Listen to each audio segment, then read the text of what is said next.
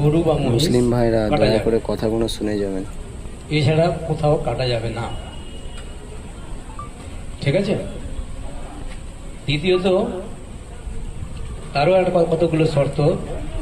1950 সালের একটা আইন আছে, সেই আইনটা আপনার পশ্চিমবঙ্গ পশু হত্যা আইন, পশু হত্যা নিয়ন্ত্রণ আইন 1950 সাল, এই যে আইনের কিছু ক্রাইটেরিয়া দেওয়া আছে, সেই ক্রাইটেরিয়া অনুযায়ী যে পশুকে কাটা হবে, মানে গরু আর মহিষের ক্ষেত্রে বিশেষ করে বলছি, এই সমস্ত ওই গরুটার বয়স 14 বছর হতেই হবে।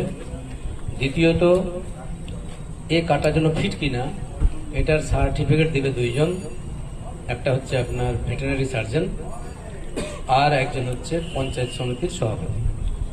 এই সার্টিফিকেট থাকতে হবে যে হ্যাঁ একে জবাই করা যাবে। বোঝাতে পারলাম? এছাড়া কোথাও কখনোই